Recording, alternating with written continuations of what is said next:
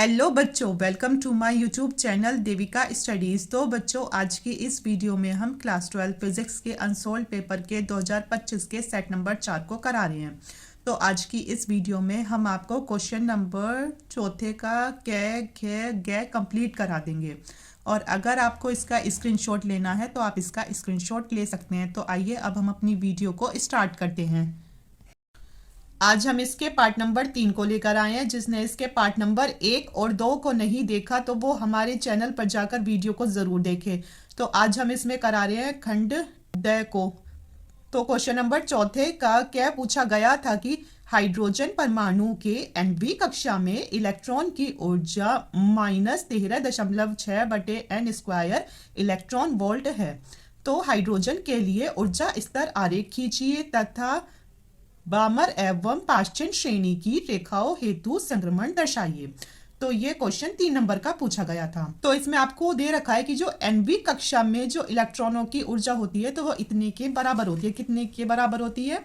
तो इसमें दे रखा है कि जो nवीं कक्षा में इलेक्ट्रॉन होंगे, nवीं कक्षा में इलेक्ट्रॉन की ऊर्जा कितनी दे रखी है? तो ये ऊर्जा दे रखी है इसमें -13.6/n² इलेक्ट्रॉन वोल्ट के बराबर। ठीक है। अब अगर हम n बराबर 1 रख दें, मतलब जहां n है उसकी जगह अगर हम 1 रख दें, n बराबर 1 हो, जो nवीं कक्षा है तो वो 1वीं कक्षा हो, तो इलेक्ट्रॉन की ऊर्जा कितनी होगी? तो ये हो जाएगी -13.6/1 का स्क्वायर, तो 1 ही होगा, तो कितनी आएगी? सिर्फ इतनी आ जाएगी। ठीक है। और ऐसे ही अगर हम देखें n बराबर 2 कक्षा के लिए तो कितना होगा? -13.6/2 स्क्वायर के, यानी -13.6/4 के। और जब इसे इससे डिवाइड करेंगे तो आएगा 3.4 इलेक्ट्रॉन वोल्ट। अब ऐसे ही हम इसमें निकाल लेंगे 7 तक कक्षा, और एंड में कौन सी? अनंत तक है ये कक्षाएं। और आपको पता है कि अगर किसी के भी नीचे 0 आता है, जैसे कि ये है -13.6 और नीचे क्या आ रहा है? अनंत आ रहा है, तो इसका मतलब उसका आंसर क्या है? 0 होगा। ठीक है। तो ऐसे ही n बराबर 1 के लिए, 2 के लिए, तो हम ऐसे ही n बराबर अनंत तक के लिए निकाल लेंगे। तो इसमें ये आपकी हेल्प के लिए दे रखा है कि इससे फिर आप इनकी जो इलेक्ट्रॉन वोल्ट ऊर्जा है सभी कक्षाओं की, तो आप उन सभी को निकाल सकते हो। तो आपको इनके आंसर निकालने की कुछ भी जरूरत नहीं है। इधर मैंने आपको इनके आंसर दे दिए हैं कि अगर n बराबर 7 रखेंगे तो इतना होगा। ठीक है। और ये हो जाएगा 0। तो बस आपको ये याद रखने ही पड़ेंगे। ठीक है। इन्हें अलग से कॉपी में लिखकर बार बार याद कर लेना कि अगर n बराबर 1 हो तो कितना होगा। ठीक है। अब क्वेश्चन में क्या पूछा गया था? क्वेश्चन में पूछा गया था कि हाइड्रोजन के लिए ऊर्जा स्तर आरेख खींचिए। तो ये है इसके लिए ऊर्जा स्तर। तो अगर एग्जाम में ये क्वेश्चन आता है तो आपको ऐसे ही करके आना है कि जो हाइड्रोजन है उसके लिए ऊर्जा स्तर आरेख होगा। n बराबर 1, 2, 3, 4, 5, 6, 7 तक करोगे और फिर कर दोगे अनंत में। ठीक है। तो बच्चों ये होता क्या है? तो बच्चों, जब हाइड्रोजन परमाणु का जो इलेक्ट्रॉन है तो वो ऊपर वाली कक्षा से कूदकर सीधे नीचे वाली कक्षा पे आए, मतलब उच्च ऊर्जा स्तर से इलेक्ट्रॉन कूद के सीधे नीचे आए, मतलब ये कोई सीढ़ी है तो वो सीढ़ी पे ना चढ़ के सीधा यहाँ छलांग करे, तो फिर इसे ही क्या कहते हैं? तो यही होता है इसका ऊर्जा स्तर आरेख। तो इसमें इनमें सब में क्या अंतर है? तो बच्चों ये होती क्या है? तो इसमें ऐसे होता है कि जब इलेक्ट्रॉन अनंत से कूदकर सीधा 1 पर आए, 1 तो हो गया ये, फिर अब वो दूसरा जो इलेक्ट्रॉन है तो वो इससे नहीं कूदेगा, अब वो कूदेगा इससे नीचे वाली कक्षा से और सीधा 1 पर आएगा।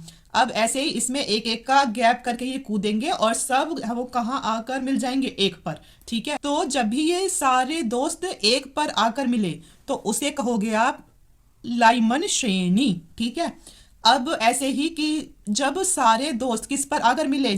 2 पर, तो उसे कहोगे आप क्या? बामर श्रेणी। ठीक है। देखो ये आया अनंत से, फिर इससे 7 से, 6 से, 5 से, 4 से, फिर इससे 2 से। ठीक है। तो जब 1 पर आए, फिर 2 पर आए और फिर सारे दोस्त किस पर आएंगे? 3 पर। तो फिर ये वाली श्रेणी हो जाएगी इसमें पाश्चन श्रेणी। और जब सारे दोस्त चौथे नंबर पर मिलेंगे तो ये हो जाएगी कौन सी श्रेणी? ब्रैकेट श्रेणी। और जब सारे दोस्त 5वीं कक्षा पर मिलेंगे तो ये हो जाएगी हमारी कौन सी श्रेणी? फुंड श्रेणी। ठीक है। और इनके ये आप याद कर ही लेना। तो इस क्वेश्चन में कुछ नहीं था, यही था। अब अगला क्वेश्चन पूछा गया था कि पतले लेंस के लिए लेंस मेकर सूत्र व्युत्पन्न कीजिए। लेंस पदार्थ के अपवर्तनांक तथा वक्र पृष्ठों की वक्रता त्रिज्याओं का लेंस की फोकस दूरी पर प्रभाव का उल्लेख कीजिए। तो ये क्वेश्चन 3 नंबर का पूछा गया था। तो इसमें जो ये क्वेश्चन है पतले लेंस के लिए लेंस मेकर का सूत्र, तो ये क्वेश्चन मैंने आपको करा रखा है सेट नंबर 3 में। किसमें आपको करा रखा है? सेट नंबर 3 में, जिसका कोड नंबर है 346 JU। उसमें आपको अच्छे से एक्सप्लेन कर रखा है, तो आप उसमें जाकर देख लीजिए। क्वेश्चन नंबर 4 का अंगा खाली है, ठीक है। तो आखिर पतले लेंस के लिए लेंस मेकर का सूत्र क्या होता है? तो उसका सूत्र करा रखा था 1/f बराबर n-1 और साथ में 1/r1 माइनस 1/r2। तो ये होता है पतले लेंस के लिए लेंस मेकर का सूत्र। तो इसे ही मैंने उसमें आपको करा रखा है सिद्ध, ठीक है। तो उसमें जाकर इसे देख लेना। आइए तो अब इसके अगले क्वेश्चन को देख लेते हैं। तो इसमें क्वेश्चन है कि लेंस पदार्थ के अपवर्तनांक का लेंस की फोकस दूरी पर प्रभाव को ये बताना है कि अगर मतलब कि जो इसका ये अपवर्तनांक है तो वो f से मतलब f पर क्या प्रभाव पड़ता है n का, इसमें जो ये सूत्र है। तो इसमें हम क्या लिखेंगे? सबसे पहले हम इसमें लिखेंगे वायु में रखे लेंस, वायु में रखे लेंस के लिए सबसे पहले हम उसे लेंस को कहाँ रखेंगे? हवा में, ठीक है। तो क्या हो जाएगा? f, तो जो इसकी ये फोकस दूरी है तो वो कैसे हो जाएगी? हवा को क्या कहते हैं? एयर। तो इसे a से ही दर्शा देंगे। तो जो ये इसकी जो ये होगी फोकस दूरी, उसके नीचे a लिखोगे, ठीक है। और बराबर और किस में बताना है संबंध? n में। तो अब इधर n का यूज नहीं होगा, अब इधर यूज होगा ANG का। क्यों होगा? क्योंकि इसका मतलब है वायु के सापेक्ष कांच का अपवर्तनांक क्या है? तो इसका मतलब है कि वायु के सापेक्ष कांच का अपवर्तनांक, ठीक है। तो इधर आ जाएगा n की जगह ANG और यही -1/r1 माइनस 1/r2, ठीक है। तो ये तो हो गई समीकरण 1। अभी तो हमने इसे जो ये लेंस है किस में लिया है? वायु में। अब हम लेंगे लेंस को द्रव में। द्रव में रखे लेंस के लिए क्या होगा? तो द्रव क्या होता है? लिक्विड, है ना। तो इसे किससे दर्शाएंगे? L से दर्शाएंगे इसे। द्रव होता है क्या? लिक्विड। तो इसे किससे दर्शाएंगे? L से दर्शाएंगे। तो जो ये फोकस दूरी होगी इसके नीचे L आ जाएगा, और ये जो ANG था अब यहाँ LNG होगा। क्या होगा? LNG, यानी मतलब क्या है? द्रव के सापेक्ष कांच का अपवर्तनांक, ठीक है। L हो गया है इसमें क्या? द्रव, और G हो गया है कांच, और N हो गया इसका अपवर्तनांक। तो ANG की जगह अब आ जाएगा LNG। मतलब जो ये N था अब ये ऊपर आ रहा है इनके, ठीक है। और माइनस का 1/r1 माइनस 1/r2। तो ये हो गई समीकरण दूसरी। अब हम क्या करेंगे? समीकरण 1 व 2 को, समीकरण 1 व 2 को अब हम इसमें समीकरण 1 और 2 को कर देंगे भाग, ठीक है। तो ऊपर वाली को लिखो तो हो जाएगा 1/FA 1/FA/1/FL बराबर ऊपर वाला क्या था? ANG माइनस 1 और 1/r1 माइनस 1/r2, ठीक है। फिर आ जाएगा नीचे क्या? LNG minus 1/r1 minus 1/r2। तो इससे ये कैंसिल हो गया। अब आप ये सोचोगे कि इसे ऐसा क्यों किया है कि ताकि ये हट जाए, क्योंकि इसका इसमें कुछ भी यूज़ नहीं है, क्योंकि हमें इसमें निकालना है n और f के बीच में संबंध कि n के कुछ भी होने से f पर क्या असर होगा, ठीक है। तो n होगा ये और f होगा ये, और ये चला जाएगा ऊपर FL। तो हो जाएगा क्या हमारा? FL/FA, ठीक है। और ये हो जाएगा ANG माइनस 1 फिर बटे में LNG माइनस का 1। आ गया इतना समझ में? अब हम इसे आगे समझते हैं। अब चूंकि बच्चों हमारा जो इसे करने का मकसद था वो ये था कि जो ये LNG है तो LNG नहीं लिखते हैं, हमें एलएनजी की जगह यहाँ ए ही चाहिए, मतलब ए ही आएगा पहले, एल पहले नहीं आएगा। आ रही है इसमें समझ में बात, कि ए ही हमेशा जीतेगा, एल इसमें नहीं जीतेगा। जो भी मतलब लिक्विड है तो वो इसमें पीछे तो आ हो सकता है ए एन एल करके, पर वो इसके आगे नहीं आएगा। ठीक है, तो एल एन जी बराबर होगा ए एन जी, है ना, पहले ए आया और फिर ए एन एल आएगा। आ गया समझ में कि इसमें एल की जगह ए ही आगे आता है। तो अब इस एल एन जी की जगह हम ए एन जी अपॉन ए एन एल को रख देंगे। अब अगर आपको ये एक बार में समझ में नहीं आया तो एक बार खुद से करके देखोगे तो आपको समझ में आएगा। आपको ये बता दिया है मैंने कि इसमें आपको नीचे एल एन जी दिख रहा है, तो एल अगर शुरू में आता है तो हमेशा शुरू में ए ही आएगा, और ए तो इसमें ए आएगा ऊपर वाले में और फिर नीचे वाले में ए और एल आ जाएगा यहाँ। ठीक है, तो अब जो ये एल एन जी है इसकी जगह इसको रख दो, तो एफ एल बटे एफ ए बराबर ए एन जी माइनस एक बटे एल एन जी की जगह रखोगे आप ए एन जी बटे ए एन एल और माइनस का एक। तो अब इसका एलसीएम लेंगे तो ये चला जाएगा यहाँ पर, है ना, तो हो जाएगा क्या, तो ऐसे हो जाएगा ए एन जी माइनस एक और नीचे होगा ए एन जी माइनस, एलसीएम आया तो ये आ गया इसके साथ ए एन एल और नीचे क्या है ए एन एल है ही। अब एक दो तीन, और जब वो तीसरे पे होगा तो वो ऊपर चला जाएगा क्योंकि इसके नीचे कुछ भी नहीं है ना। तो ए एन एल हमारा कहाँ जाएगा, ए एन एल हमारा ऊपर आ जाएगा। ठीक है, कूद के यहाँ आ जाएगा। आपको एग्जाम में ऐसे नहीं दिखाना, ये तो मैं आपकी हेल्प के लिए आपको ऐसे समझा रही हूँ। तो हो जाएगा एफ एल और है बटे में एफ ए, तो ए एन जी माइनस एक और साथ में क्या है ए एन एल, और नीचे क्या है, नीचे है ए एन जी माइनस ए एन एल। अब क्या काम करेंगे, ये जो एफ ए है ये भी इधर ही आ जाएगा, है ना। तो एफ एल बराबर ए एन जी माइनस एक ए एन एल और नीचे है ए एन जी और माइनस ए एन एल के, और ये जो एफ ए था तो ये इधर आ गया किसमें, गुना में, तो एफ ए आ गया यहाँ पर। तो ये है, ठीक है। अब इससे हमें इसके केस 3 देखने हैं, इसकी सहायता से हमें इसके 3 केस देखने हैं। अब बच्चों हमें इसके 3 केस बनाने हैं, तो इसका केस नंबर 1 करते हैं, केस नंबर फर्स्ट। तो उसमें क्या काम करेंगे हम, उसमें ए एन जी को ए एन एल से क्या कर देंगे, बड़ा कर देंगे। कि अगर ए एन जी बड़ा हो ए एन एल से, तो आपको पता है कि अगर आप ए एन जी की जगह रखते हो इसमें 3 और ए एन एल इससे छोटा है तो हो जाएगा 2, तो फिर ये कैसा आएगा, 1 आएगा। 1 का मतलब कि ये कैसा आएगा, तो ये आ जाएगा हमारा पॉजिटिव, है ना, पॉजिटिव होगा।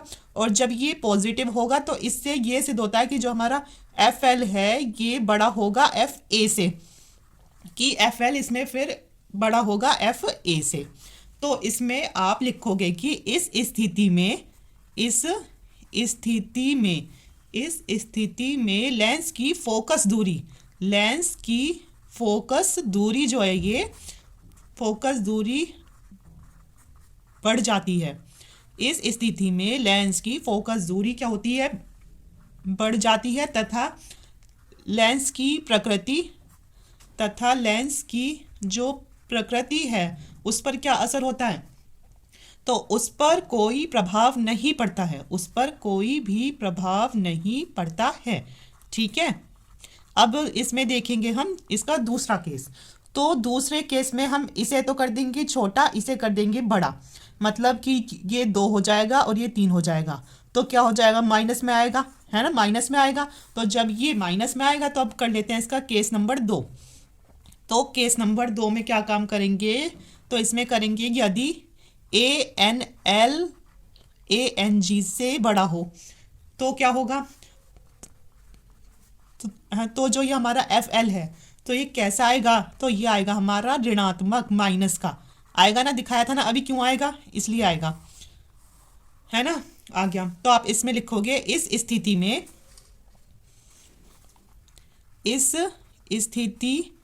में लेंस की फोकस दूरी, इस स्थिति में लेंस की फोकस दूरी का, लेंस की फोकस दूरी का आंकिक मान, का आंकिक मान जो है, तो ये आंकिक मान, इस स्थिति में लेंस की फोकस दूरी का आंकिक मान बढ़ने के साथ साथ लेंस की, बढ़ने के साथ साथ लेंस की प्रकृति भी बढ़ जाती है। लेंस की प्रकृति भी क्या होती है, इसमें बढ़ जाती है। ठीक है। अब है इसमें तीसरा केस, और तीसरे केस में इन्हें आपस में क्या कर देंगे, बराबर कर देंगे। तो इसमें ए एन एल या ए एन जी है, क्या है पहले, ए एन जी है बराबर ए एन एल कर देंगे, ए एन जी बराबर ए एन एल को कर देंगे। तो क्या हो जाएगा, तो ये एफ एल हमारा अनंत हो जाएगा। तो ये अनंत क्यों होगा, वो अनंत इसलिए होगा कि जब ये दोनों आपस में क्या हो जाएंगे, बराबर। जैसे अगर 3 रखा तो 3 बराबर 3, तो कुछ भी हो ऊपर 1 2 3 4, अगर उसके नीचे आ रहा है, अगर ऊपर कुछ भी हो और उसके नीचे अगर शून्य आता है तो वो अनंत होता है। तो इसीलिए इसमें हमारा एफ एल क्या हो जाएगा, अनंत हो जाएगा। एफ एल क्या होगा, अनंत होगा। तो इस स्थिति में क्या हो जाएगा, तो इस स्थिति में लेंस की प्रकृति, इस स्थिति में लेंस की प्रकृति कैसी हो जाएगी, तो इसकी प्रकृति समाप्त ही हो जाएगी। कैसी हो जाएगी, समाप्त हो जाएगी। इस स्थिति में लेंस की प्रकृति कैसी होगी, समाप्त होगी। तो इसमें ये 3 केस होने हैं। अब हम देखेंगे कि इसकी वक्रता त्रिज्याओं पर इसकी क्या निर्भरता है, फोकस दूरी की। ठीक है। अब इसमें अगला क्वेश्चन पूछा गया था कि वक्रता त्रिज्याओं पर निर्भरता, तो ये वाला क्वेश्चन इस वाले क्वेश्चन से आसान है, क्योंकि इसमें ही बताना है कि जो ये फोकस दूरी है तो वो R1 और R2 से कैसे संबंधित है, मतलब है ना। तो इसमें कुछ नहीं है कि अगर R1 और R2 होगा इसमें पॉजिटिव तो एफ भी होगा पॉजिटिव, और अगर ये होगा इसमें माइनस तो फिर ये भी होगा माइनस। ठीक है। तो ये वाला थोड़ा आसान है। तो इसमें आप पहले लिखोगे लेंस मेकर के सूत्र से, लेंस मेकर के सूत्र से। तो लेंस मेकर का सूत्र क्या था, 1/f बराबर n-1 into 1/r1 minus 1/r2। ठीक है। तो अब इसमें आपको R1 और R2 को देखना है। तो अगर इसमें हम बात करेंगे उत्तल लेंस के लिए, तो आप याद रखना उत्तल लेंस के लिए R1 तो होगा कैसा, धनात्मक, R1 होगा धनात्मक, और जबकि R2 क्या होगा, तो R2 होगा इसमें ऋणात्मक। ठीक है। तो रख दो 1/f n-1 और 1/r1 कैसा है, पॉजिटिव है, तो R1 होगा। R2 कैसा है, R2 है इसमें निगेटिव, तो R2 की जगह आ जाएगा इसमें -R2, और ये भी माइनस, ये भी माइनस, तो ये आपस में क्या हो जाएंगे, प्लस। तो 1/f बराबर n-1 1/r1 प्लस 1/r2 आया। तो इससे क्या सिद्ध होता है, क्योंकि आपको दिख रहा है कि इसमें R1 और R2 कैसे हैं, ये अगर ये प्लस में है तो F भी कैसी होगी, प्लस में होगी। अतः इसका जो रिजल्ट आया है तो वो ये है कि अतः उत्तल लेंस की फोकस दूरी, अतः उत्तल लेंस की फोकस दूरी, उत्तल लेंस की फोकस दूरी कैसी होती है, उत्तल लेंस की फोकस दूरी धनात्मक होगी। उत्तल लेंस की फोकस दूरी कैसी होगी, प्लस वाली होगी। ठीक है। अब हम देखेंगे इसमें अवतल लेंस के लिए, किसके लिए, अवतल लेंस के लिए। तो अवतल लेंस के लिए बच्चों, अवतल लेंस के लिए उल्टा हो जाएगा, R1 हो जाएगा इसमें क्या, ऋणात्मक, और R2 हो जाएगा इसमें हमारा धनात्मक। ठीक है। तो अब करते हैं 1/f बराबर n-1, 1/r1 कितना है, माइनस के R1, प्लस R2 कितना है, प्लस का ही है। तो अब जो ये माइनस है इधर, तो इसका ये माइनस कॉमन ले लो, तो 1/f बराबर हो जाएगा कितना, तो 1/f बराबर होगा, ये माइनस आ जाएगा इधर कॉमन होके, तो n-1, और जब ये इधर माइनस आया तो ये प्लस का हो गया, और जो प्लस का था वो किसका हो जाएगा, माइनस का हो जाएगा। नहीं, सूत्र में तो क्या था, माइनस था ना। हाँ, तो ये अगर ये वाला माइनस ये वाला माइनस हमने कॉमन ले लिया तो इधर हो जाएगा प्लस का। तो आपको देखो कि 1/f क्या आ रहा है, तो ये आ रहा है किसमें, माइनस में आ रहा है। तो इसका मतलब क्या होगा कि जो इसकी फोकस दूरी होगी तो वो कैसी होगी, ऋणात्मक। आप देखो यहाँ जो एफ है तो वो किस में है, प्लस में, इसमें एफ कैसा है तो इसमें है माइनस में। अतः अवतल लेंस के लिए, अतः अवतल लेंस की फोकस दूरी, अतः अवतल लेंस की फोकस दूरी ऋणात्मक होगी। कैसी होगी, ऋणात्मक होगी। अतः अवतल लेंस की फोकस दूरी कैसी होगी, ऋणात्मक होगी। तो ये क्वेश्चन अब होता है आपका कंप्लीट। अब अगला क्वेश्चन पूछा गया था कि वैद्युत परिपथ संबंधी किरचॉफ का नियम लिखिए। दिए गए संतुलित व्हीटस्टोन सेतु में बिंदु बी एवं डी पर विभव तथा धारा I1 व I2 का मान ज्ञात कीजिए। तो ये क्वेश्चन भी 3 नंबर का पूछा गया था और इसमें ये चित्र दे रखा है, इसकी सहायता से आपको इसमें I1 और I2 का मान ज्ञात करना है। तो जो इसमें ये सबसे पहला क्वेश्चन है किरचॉफ का नियम, तो ये मैंने आपको करा रखा है। तो बच्चों किरचॉफ का जो नियम है अगर आपको उसको करना है तो ये मैंने आपको सेट नंबर 2 में क्वेश्चन नंबर 5वें का अंग खाली है उसमें करा रखा है, ठीक है। तो उसमें से जाके एक बार कर लेना और आप खुद देखिए कि जो क्वेश्चन सेट नंबर 2 में था तो वो क्वेश्चन सेट नंबर 4 में भी आया है। इसीलिए कहते हैं क्वेश्चंस रिपीट होते हैं, ठीक है। तो इसीलिए कहते हैं अनसोल्व पेपर सॉल्व जरूर करना चाहिए, क्योंकि ये गिने चुने क्वेश्चन ही होते हैं जो कि हर बार रिपीट होते ही होते हैं। तो आइए अब इसके न्यूमेरिकल को कर लेते हैं। तो एक तो इसमें आपसे I1 और I2 का मान पूछा गया है। I1 जो है तो ये बिंदु A से C में जा रही है और जो I2 है तो वो A से D और फिर D से C में जा रही है, ठीक है। I2 आ रही है ऐसे, और I1 आ रही है ऐसे। तो बच्चों इसे कैसे सॉल्व करोगे, इसमें आपको सबसे पहला काम करना है कि जो आपको ये 2 प्रतिरोध दे रखे हैं इन्हें एक ही प्रतिरोध में चेंज करना है, क्योंकि दोनों की एक ही है I1 धारा। ऐसे ही फिर दूसरा काम करेंगे हम कि जो ये 2 प्रतिरोध दे रखे हैं इन्हें एक ही प्रतिरोध में चेंज करना है, क्योंकि इनकी I2 एक ही है क्या, धारा, ठीक है। तो इसका सबसे पहला काम हम यही करेंगे। हम यहाँ लिखेंगे 2 ओम व 4 ओम किस में है, तो ये है बच्चों श्रेणी क्रम में, है ना। तो श्रेणी क्रम में कैसे होते हैं, जो कि एक ही उसमें होते हैं लाइन में, और जबकि समांतर क्रम की बात करें तो वो होते हैं ऊपर नीचे, ठीक है। तो R बराबर R1 प्लस R2।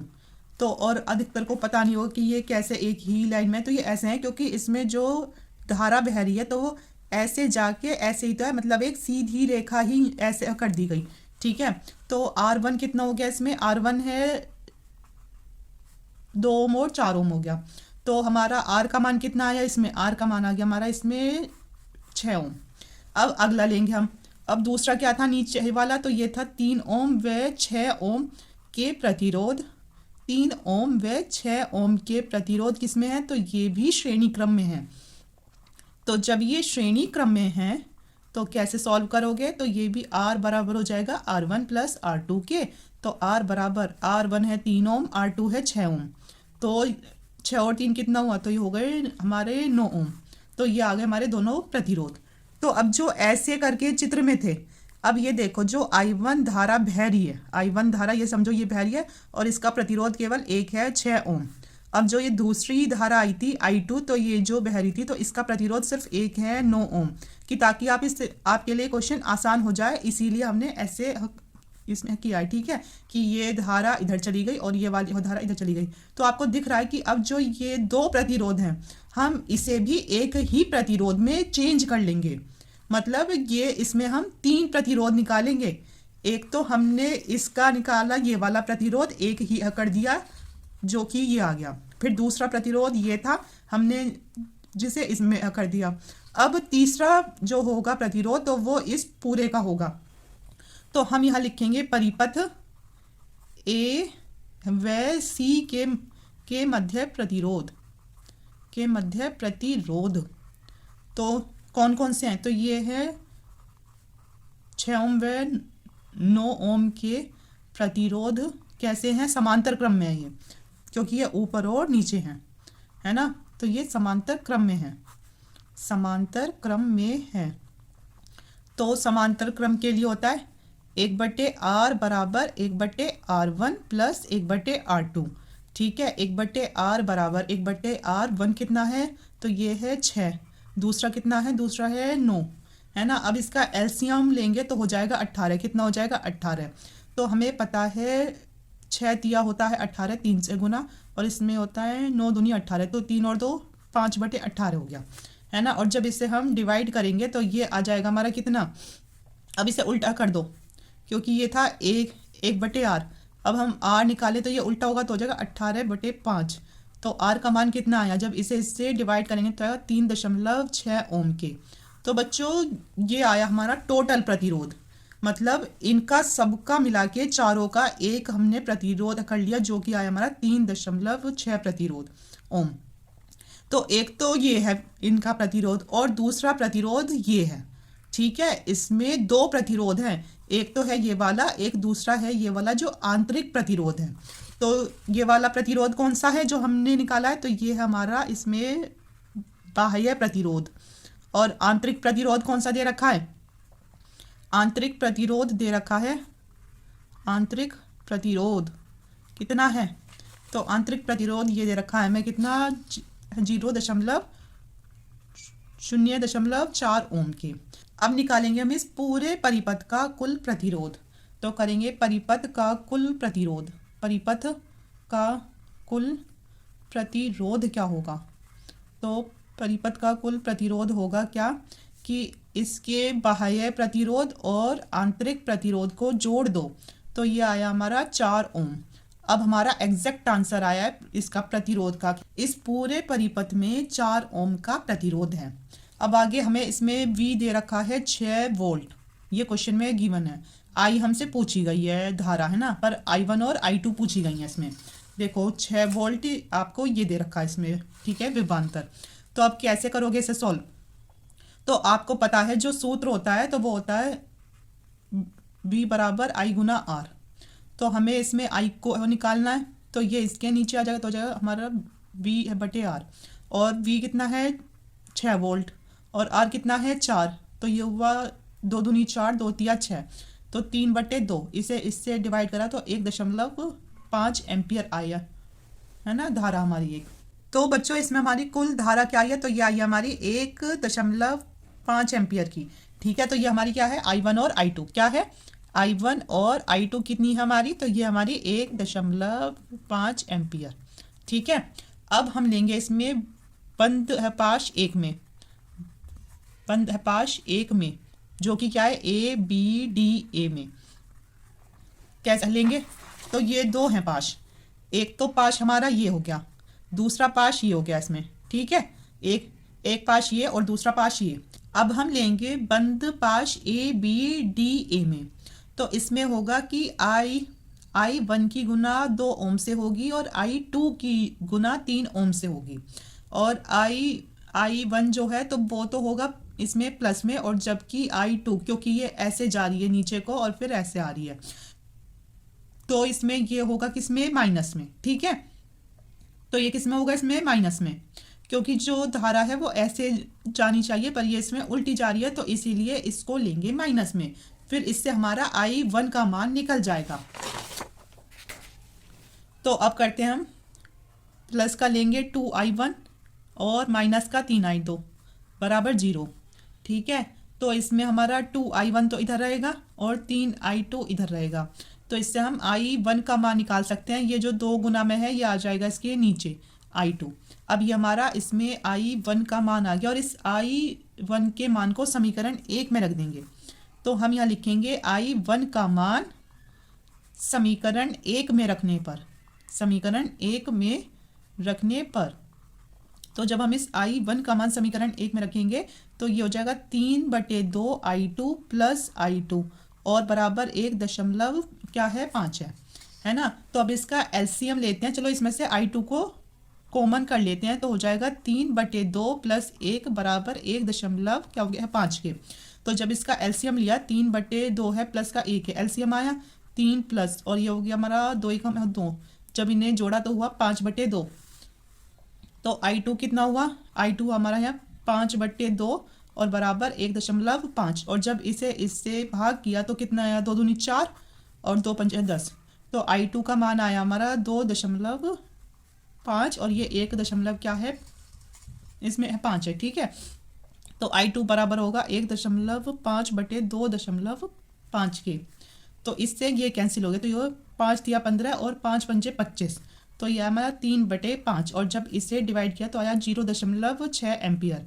तो ये हमारा I2 का मान है। और इसमें प्रतिरोध कितना है, तो इसका प्रतिरोध है 4 ओम है, टोटल प्रतिरोध है ना, तो उसे ही करेंगे हम। तो जब इसकी गुना इसके साथ करी तो आया 3.6 वोल्ट के। तो एक तो आ गया ये आंसर। अब निकालेंगे हम इसमें बिंदु डी पर विभव, बिंदु डी पर विभव। तो जब बिंदु डी पर विभव को निकालेंगे तो होगा धारा गुना प्रतिरोध के, धारा गुना प्रतिरोध के। तो I2 की धारा है 0.6 गुना और प्रतिरोध है 6, तो आ जाएगा 3.6 वोल्ट के। तो हमारा ये दूसरा विभव आ गया ये, ठीक है। अब आया समझ में कैसे कैसे आ रहा है ये काम, तो ये ऐसे काम कर रहा है। आज की वीडियो में इतना ही। जिसको वीडियो पसंद आई हो तो अपने दोस्तों के साथ ज़्यादा से ज़्यादा शेयर कीजिए और हमारे चैनल को सब्सक्राइब कीजिए। Thank you.